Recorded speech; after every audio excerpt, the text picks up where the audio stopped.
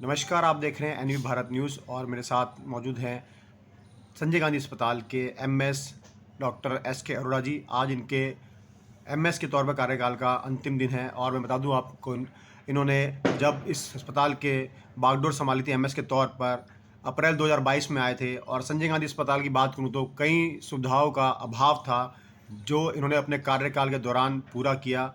कई सुविधाओं से अस्पताल को जो बुनियादी तौर पर जो सुविधाएं अस्पताल के अंदर चाहिए होती हैं, जिनका अभाव था, अपने कार्यकाल में इन्होंने पूरा किया। और आज अंतिम दिन है इनके कार्यकाल का। बात कर लेते हैं संजय गांधी की सुविधाओं को लेकर के। सर, जब आपने कार्यकाल संभाला था, लगभग जो थी संजय गांधी अस्पताल में मौजूद नहीं थी। अभी सुविधाओं का बड़ा अभाव रहता था, लेकिन आपके कार्यकाल के दौरान आपने कई चीज़ों को यहाँ पर, चाहे वो थैलीसीमिया वार्ड हो या पर्चियों की लाइन हो या दवाइयों की लाइनें हो, कई चीज़ों में आपने सुधार कराया। क्या कहना चाहेंगे अपने कार्यकाल के दौरान जो भी आपने जिस तरीके से जो सुविधाओं के अभाव को पूरा किया? देखो, मेरा जो कार्यकाल है तकरीबन 1.5 साल का रहा। और इस 1.5 साल में मैंने इस अस्पताल में कुछ नई सर्विसेज को इंट्रोड्यूस किया, कुछ ऑलरेडी एग्जिस्टिंग सर्विसेज को फर्दर स्ट्रेंथन किया और आज की डेट में अस्पताल की पूरी कायाकल्प की गई है। आपको अब जानती हैं कि अस्पताल 37 साल से है, परंतु 37 साल चलने के बावजूद इस अस्पताल में कुछ डिपार्टमेंट की ओपीडी डेली रही थी, जैसे आई डिपार्टमेंट, ईएनटी डिपार्टमेंट, गायनी का डिपार्टमेंट और प्रेग्नेंट लेडीज़ का डिपार्टमेंट। ये हफ्ते में 2 से 4 दिन चलता था। अब आज की डेट में 6 के 6 दिन ये चलता है। और जिन दिन ये डिपार्टमेंट बंद रहता था, आज उन दिनों में 200 से 400 पेशेंट अलग अलग दिनों पे आते हैं। नंबर 1। नंबर 2, जो ओपीडी टाइमिंग्स हैं, रजिस्ट्रेशन के टाइमिंग्स पहले 8 बजे से थे, हमने उसको प्रीपोन करके 7:30 बजे किया, क्योंकि यहाँ की जो क्लाइंटेज है वो दिहाड़ी पे काम करने वाले लोग हैं, ताकि वो जल्दी से जल्दी रजिस्ट्रेशन करा के डॉक्टर को दिखा के अपनी दवाई लेके अपने काम पे जा सकें। दूसरा, जो ओपीडी 9 बजे शुरू होती थी, अब वो 8 बजे शुरू होती है और सभी कमरों में 8 बजे एक ना एक डॉक्टर हमेशा मिलेगा आपको। और उसके बाद कुछ डॉक्टर 8 बजे आते हैं, कुछ डॉक्टर 9 बजे आते हैं। और फिर तीसरा, हमने एक टोबैको सिसेशन सेंटर शुरू किया, क्योंकि यहाँ पे तंबाकू, पान मसाला, गुटखा, बीड़ी, सिगरेट पीने वालों की तादाद बहुत ज़्यादा है और वो कुछ लोग छोड़ना चाहते हैं, तो उनके लिए कोई सुविधा नहीं थी।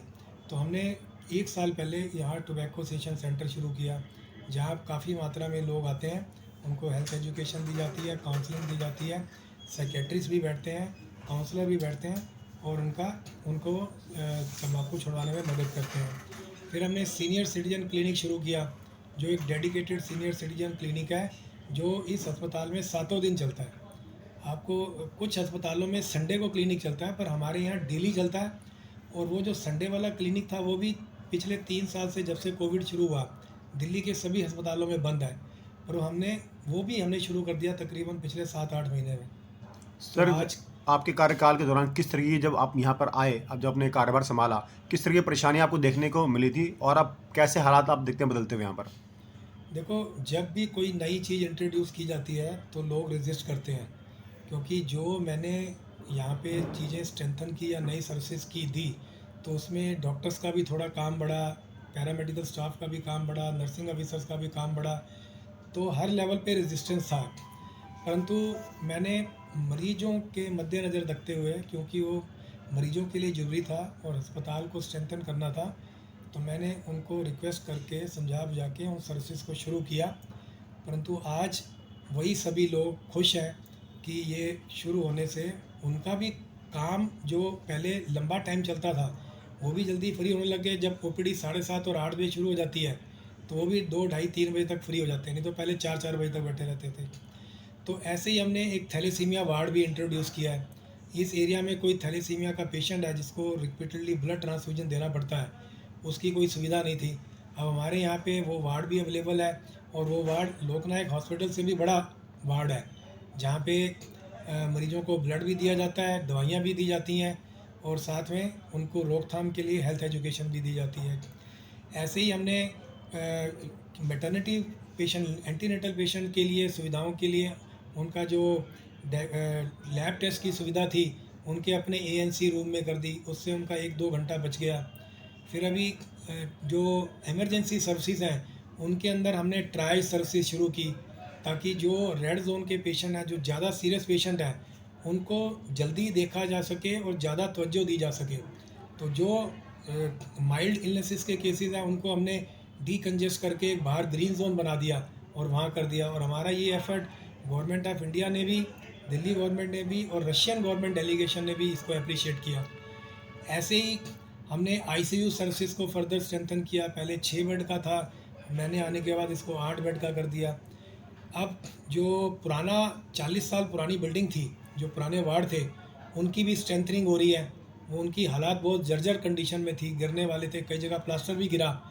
तो उनका भी रेनोवेशन आप करवा रहे हैं सर? हाँ, अब उसको कम्प्लीटली रेनोवेट करके स्ट्रेंथनिंग की जा रही है, ताकि ये अगले 15-20 साल के लिए बिल्डिंग और सेफ हो जाएगी।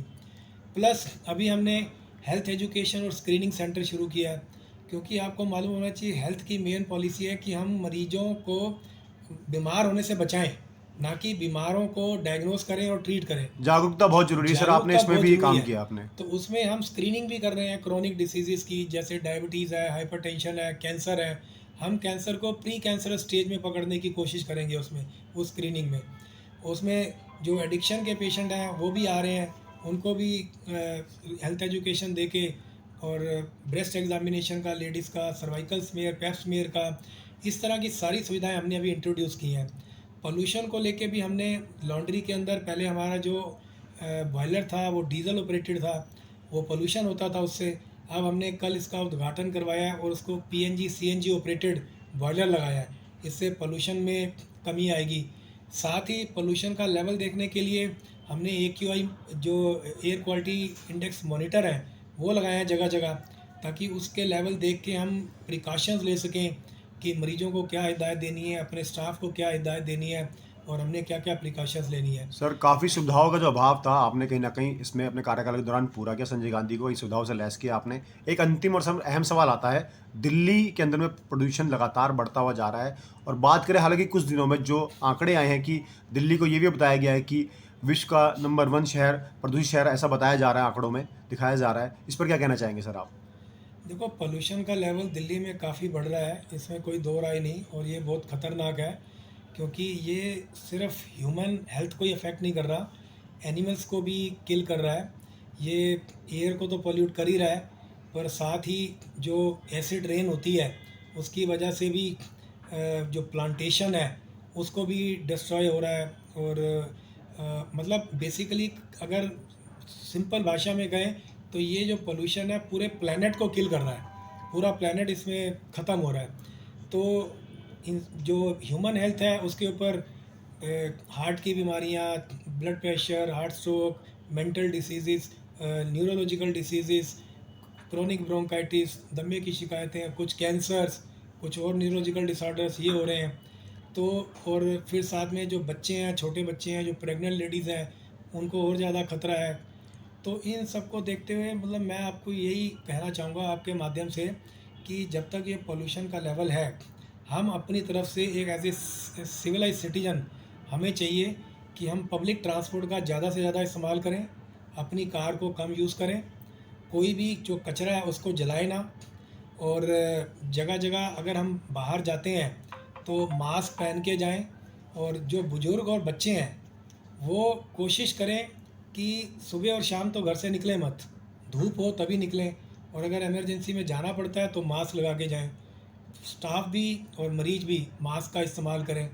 और इसके अलावा भाई अपना खान पान और जो लिक्विड्स हैं उनको थोड़ा ज़्यादा लें, ताकि इम्यूनिटी और हमारी वो बनी रहे। तो ये थे हमारे साथ में संजय गांधी अस्पताल के एस के अरोड़ा जी। इन्होंने जिस तरीके से संजय गांधी की सुविधाओं के बारे में बताया और दिल्ली की जनता को पोल्यूशन के बारे में बताया, किस तरीके से पोल्यूशन को लेकर के जो चीज़ें इन्होंने एक मैसेज दिया जनता को। धन्यवाद सर आपका। आप देख रहे हैं NV भारत, दिल्ली से किशन लाल मीना की रिपोर्ट।